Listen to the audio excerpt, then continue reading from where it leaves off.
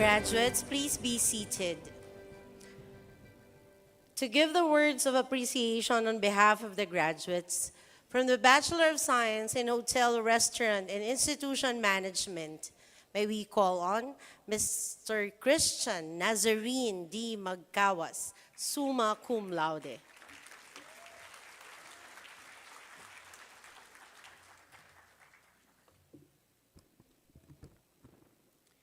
Chancellor Ben-Hur-Ong, Vice Presidents, Vice Chancellor, the guest speaker, Undersecretary Mr. Reyes, Deans, Associate Deans, Chairpersons, Administrators, faculties, offices, loved ones, and especially the graduating batch of 2025 for second term, good morning.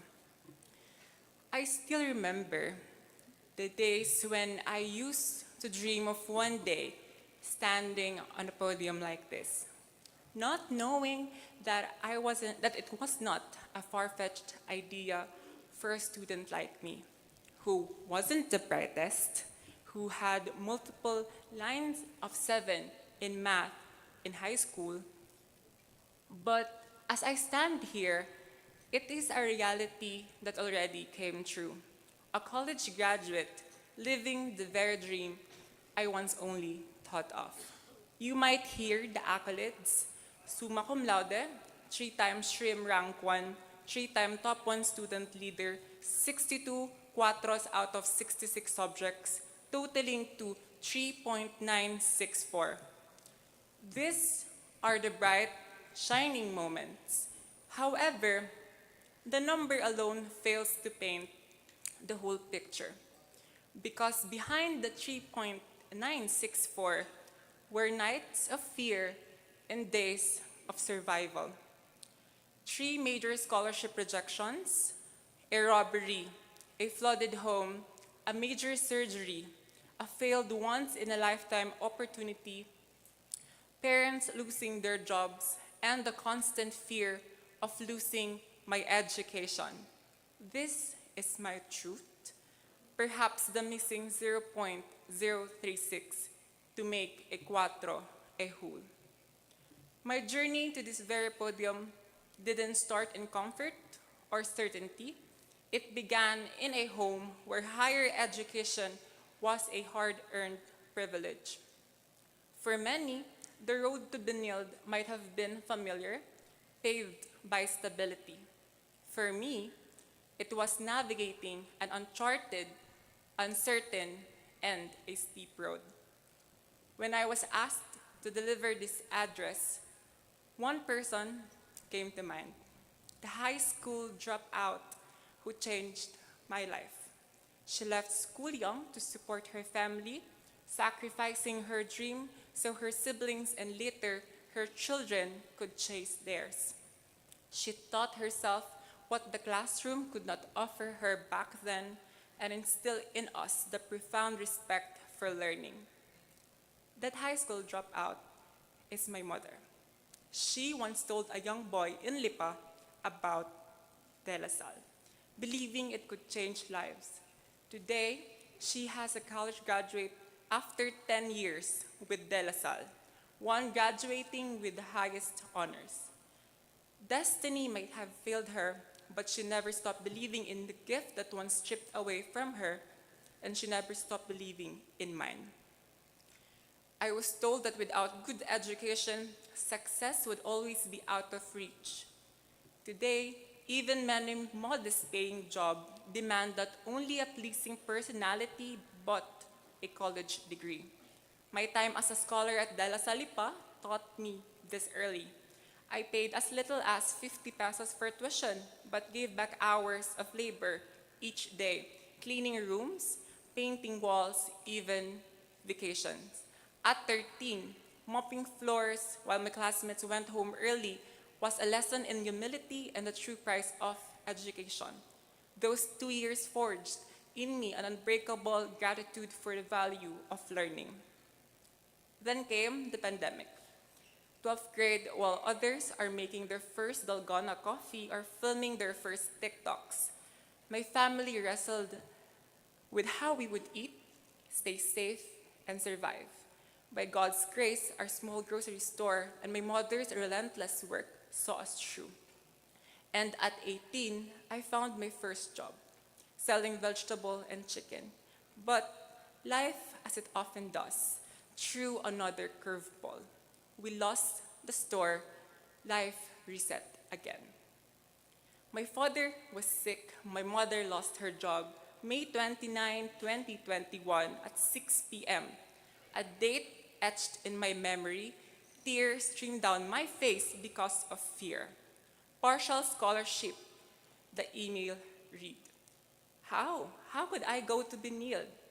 My parents, burdened, could not risk it. That night, hope felt like a distant star. Yet, as I prepared to respond to Benilde SGO, I received an email from De La Salle informing me I had not disqualified for college scholarship. The same news came from CHED. With a heavy heart and without my parents' knowledge, I turned my declined email into an acceptance, and here I am. God may have closed doors, but He was building something far greater. He didn't turn me down, He redirected me. Those scholarship bodies turned me down, but regardless of my 78s, in my junior high school report cards, Benilde chose to believe in me, and now I am here. From that scholarship and a part-time job cracked open doors, funding my first year and a half. To Miss Nikki, my deepest gratitude for the supplemental funds for Scholar, that carried me and many others to this day. Thank you. Now, at 22, I stand here as my family's first college graduate, first to seek higher education in Manila, first to earn this institution's highest academic distinction. I did this with courage, and I pray I am not lost in my class to do so, to prove that even when life says no, you can say yes. My story might echo familiar narratives. Mahirap, nagtapos, another working student. People applaud, but I ask, why should this be an inspirational story? Why do these stories stand out? Because the reality, they are rare. Because for many, education still feels like a luxury instead of a right. We need to ask, why can students like us simply go to college free from worry, focusing only on learning with stable Wi-Fi, good gadgets, and enough food on the table? That should be the norm for every Filipino student, not a tale of exceptional struggle.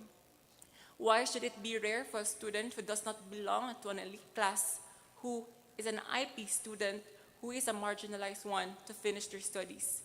If there is one piece of advice I could give, go on and grab the highest education available to you.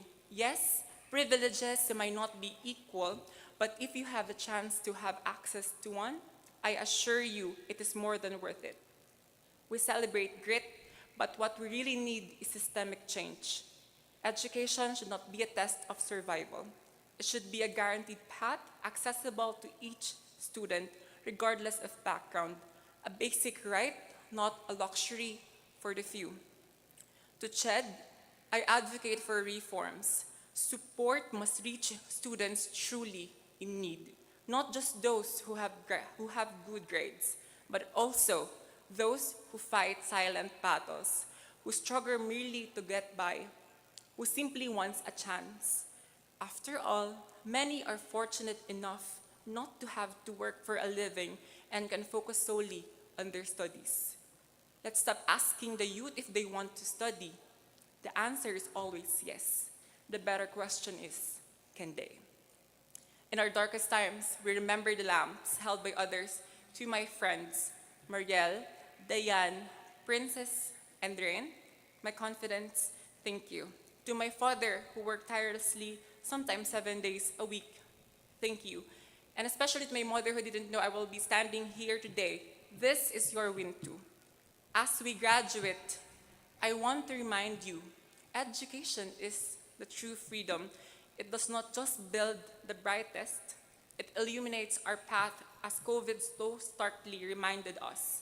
A nation's greatest resource isn't just money, but the educated minds of our people empowered to question, to dream, to build. There is no greater waste than potential diminished by the lack of access to education. We can change the country if we can help every child discover that there is a future ahead and we will help them achieve it like De La Salle did to me. As our problem is not just illiteracy, but it is being educated just enough to believe what others told you and challenge it if it is true or not. I always believe that education is the key. And yes, privileges can sometimes help or keep changing the locks, but education is a great equalizer. I have been called Cinderella, always gone by midnight, but the Cinderella didn't just lose a slipper. I found a purpose. My story shows that poverty cannot be a catalyst or be a catalyst to break free from generational curses. Like most Gen Z on TikTok, my multo is not a person, but it is my deep desire to move abroad, leave my family and friends, missing every joyous and sad occasion, just because most of us cannot afford the life here and not everyone wants to merely survive. Coming from my experience, I have absolutely no reason to smile because I'm always fearful of losing my access to education every day. But I still tried and look at me. So, move your mountains, even if it is slow, because your story matters. You are not too late, not too far behind. And when life feels like a series of closed doors, knock anyway, because one day it will open. For my scholarship essay I want to share with you, I told SGO back then, and I quote, "I may say that I am not the brightest student you can possibly get, but that does not hinder me to show my capabilities, and if you will choose me, I promise you, you will never regret making me a Benildean." And I hope I made the school proud for choosing me out of the thousands that applied for this scholarship. I am forever grateful to De La Salle, for it will through them that I discovered Benilde, and through Benilde, I got to know Shrimp and CSL SIU, who didn't only give me countless opportunities, but a family to help me grow and know a different side of me, a student leader and a future hotelier. I am privileged enough to have many people hear my story. However, there are countless untold stories that needs to surface. I hope this starts with me and their sorrows will also be heard. May the story of a dropout mom and her college graduate son be a story in the books, as we are 8 billion people under one sky, 8 billion dreams, just one tomorrow. This is the start as we are Benildean Lasallians, professing to commit to our one faith, be of service to other people, and a communion to that mission. La Salle touched my heart, taught my mind, and transformed my life in the effort of doing ordinary things extraordinarily well. Animo La Salle, animo Benilde.